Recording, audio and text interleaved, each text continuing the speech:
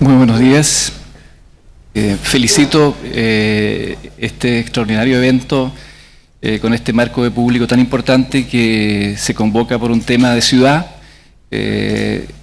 Reconozco o confieso que pocas veces se reúne tanta gente efectivamente para discutir un tema tan central y sensible como el que hemos ido descubriendo en las distintas presentaciones que se han ido realizando.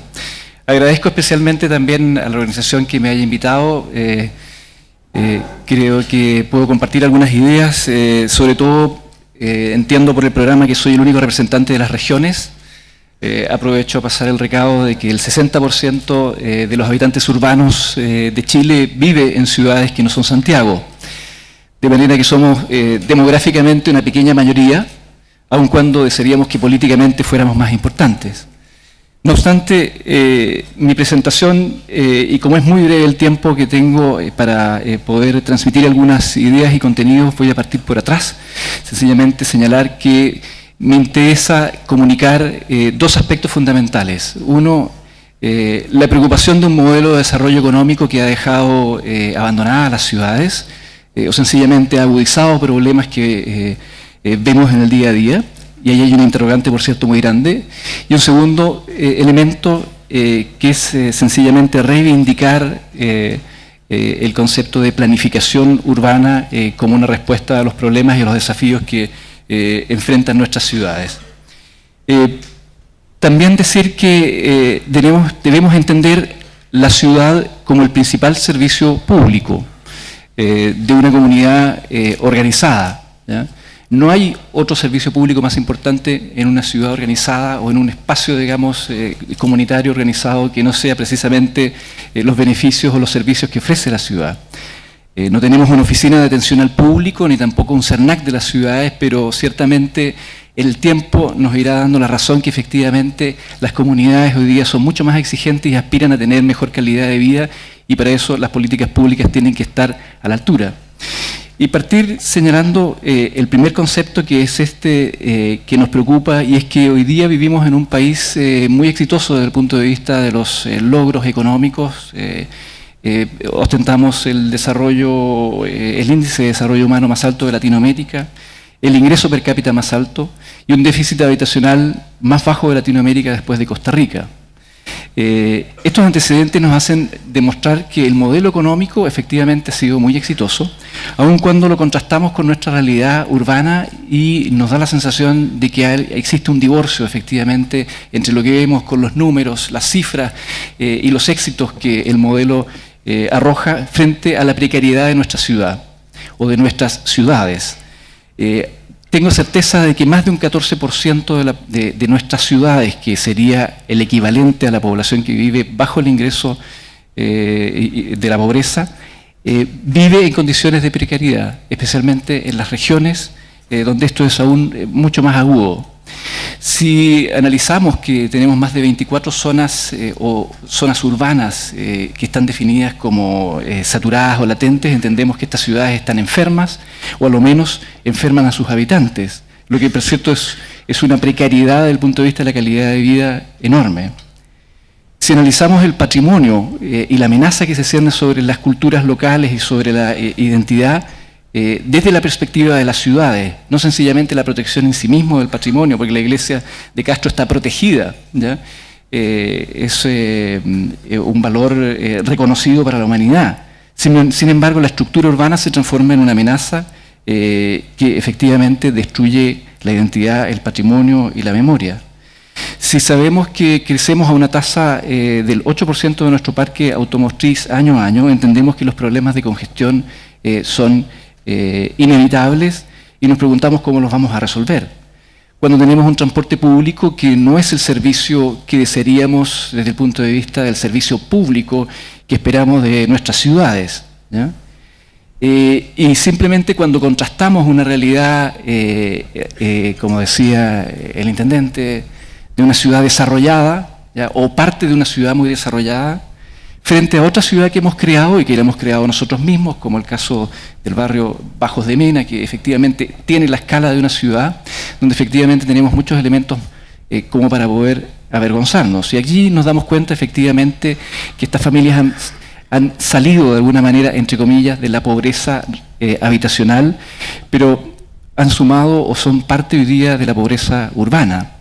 Estos barrios, esta marginalidad, se ha transformado obviamente en segregación, se ha transformado en desigualdad y finalmente en discriminación o injusticia social. Resolver estos problemas que se han ido acumulando en los últimos 35 años de aplicación de una política en la cual la ciudad ha estado al servicio de alguna manera de los ejercicios económicos o del mercado, obviamente que tiene un costo muy alto y las respuestas y las soluciones para sus problemas no son a corto plazo.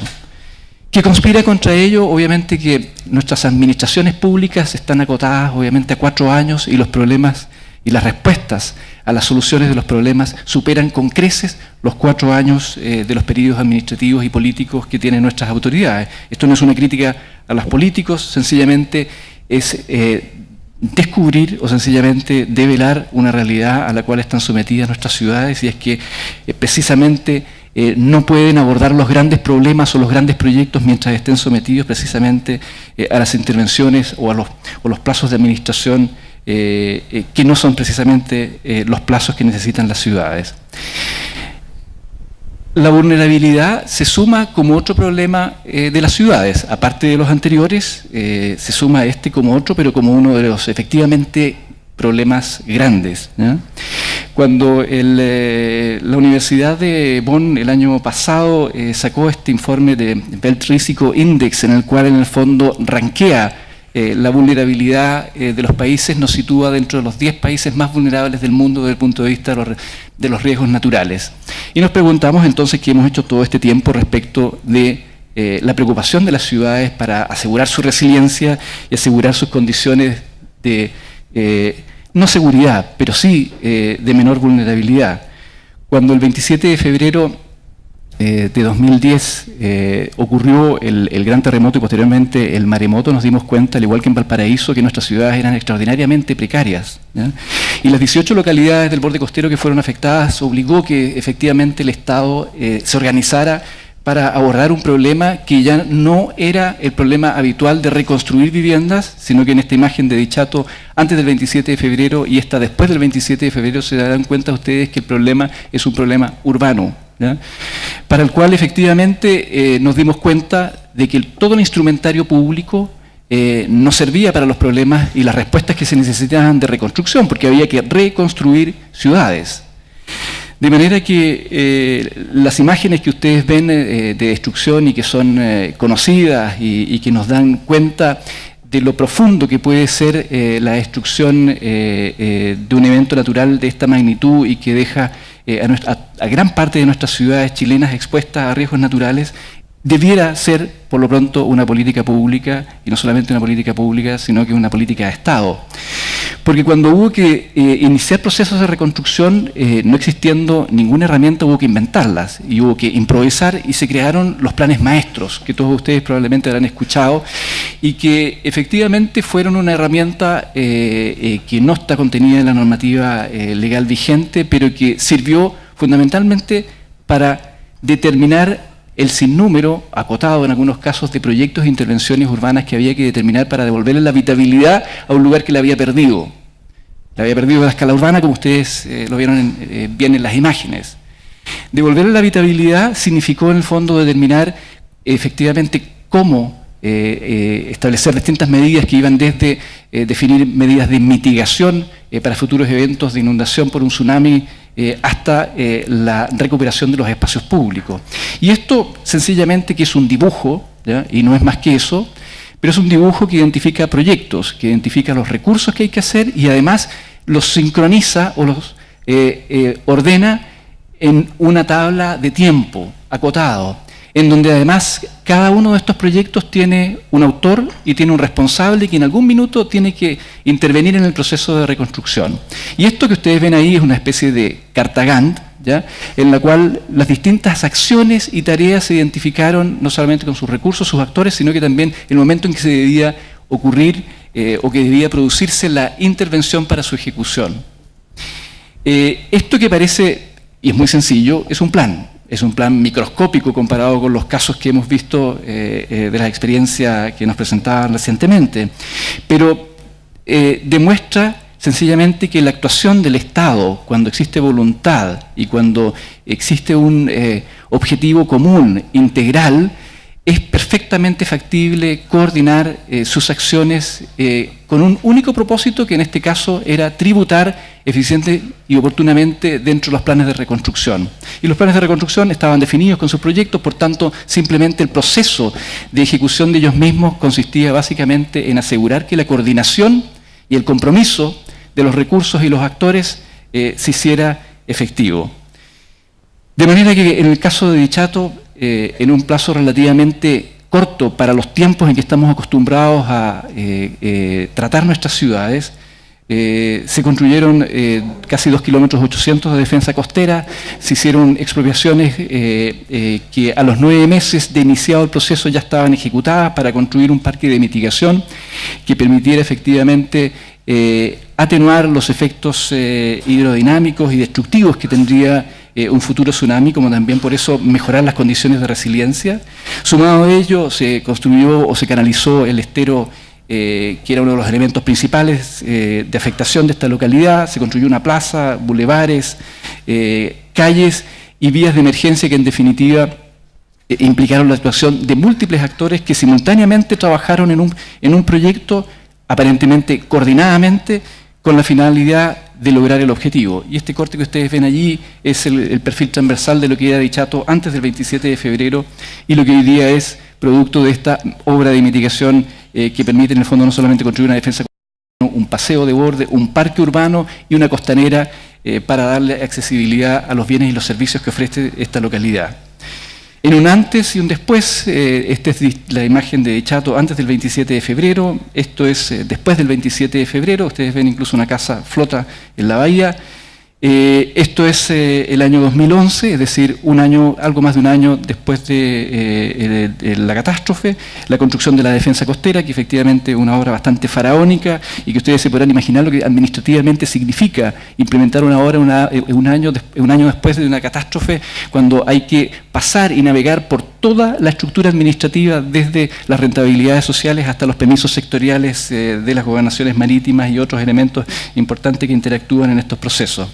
Este es Dichato a partir ya del año 2013, con su defensa costera, su parque riorreño, un espacio que está aparentemente recuperado, con las intenciones de tener toda la infraestructura necesaria para transformarse y recuperarse como ciudad.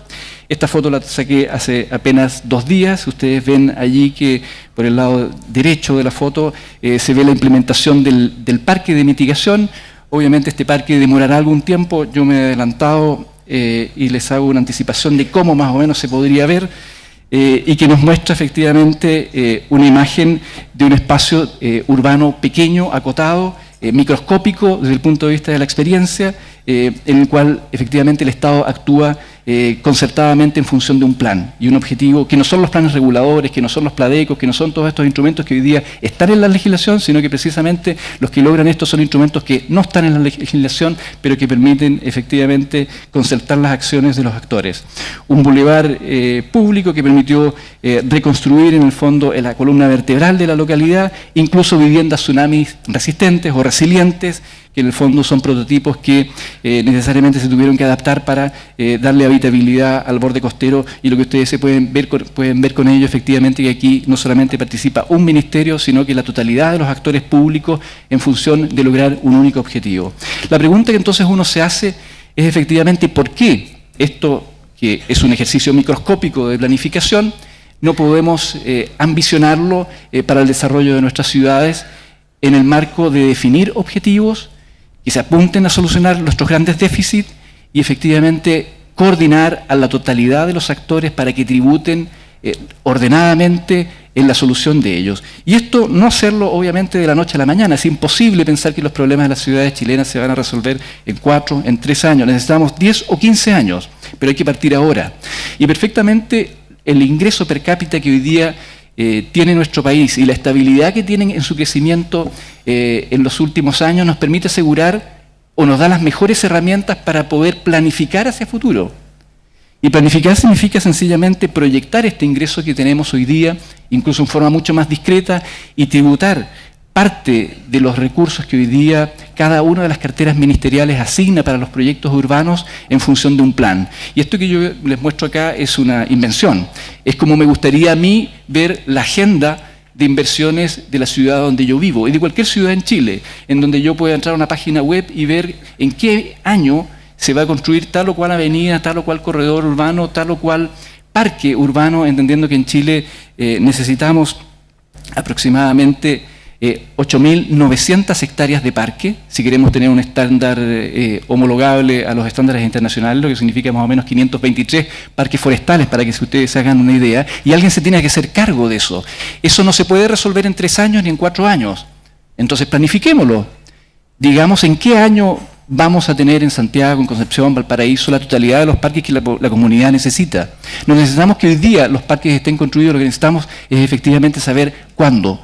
Y ese cuándo efectivamente lo podemos hacer, porque tenemos las condiciones económicas, la estabilidad, los recursos humanos, la institucionalidad que se demostró que puede funcionar en la recuperación temprana de una localidad del borde costero. Esa misma lógica nos debiera permitir, en el fondo, ambicionar una agenda de inversiones urbanas que nos permita, además, que los ciudadanos tengan certeza respecto del futuro de sus ciudades. Somos una sociedad en la cual la penetración de las TICs ha sido extraordinaria. Dentro de Latinoamérica lideramos el uso de las tecnologías de las comunicaciones, pero sin embargo, cuando el Observatorio Metropolitano hizo una consulta a más de 1.000 familias en Gran Concepción el año 2012, de qué proyectos de la ciudad conocían, o si conocían algo de los proyectos que se iban a desarrollar en sus ciudades, el 71% dijo que no tenía idea. Es decir, estas personas que no conocen los proyectos que se van a desarrollar en sus ciudades pueden afirmar que no tienen futuro. Por cierto, no tienen futuro porque no saben lo que va a ocurrir en sus ciudades. Y la pregunta que nos hacemos entonces nosotros es ¿por qué privamos a nuestras comunidades del derecho de saber cómo van a ser sus ciudades en los próximos 10 años? ¿Por qué no instauramos un derecho ciudadano, un derecho urbano, a saber efectivamente y exigirle a nuestras autoridades que definan con los recursos que están asignados, con la institucionalidad que existe, cómo van a ser las ciudades desde la infraestructura pública, que son parques, transporte, corredores urbanos, y vialidad intermedia o mayor, que esté efectivamente agendada, ordenada, en la cual los ciudadanos también podamos exigirle a nuestras autoridades que se cumplan esos objetivos. En el minuto que eso ocurra, podemos pensar que esta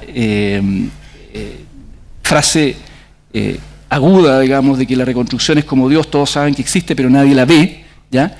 Y que fue una expresión que nos acompañó, pero obviamente en los procesos de reconstrucción, lo que está delatando efectivamente es que las personas quieren visibilizar su futuro. Lo que quieren es tener certeza.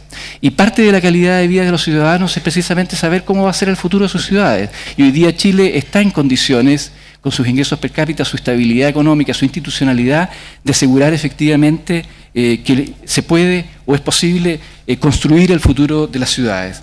De manera que conocer el futuro de las ciudades debiera ser un derecho ciudadano, ¿ya? Y creo que de alguna manera el Estado tiene la obligación de garantizar ese derecho. Muchas gracias.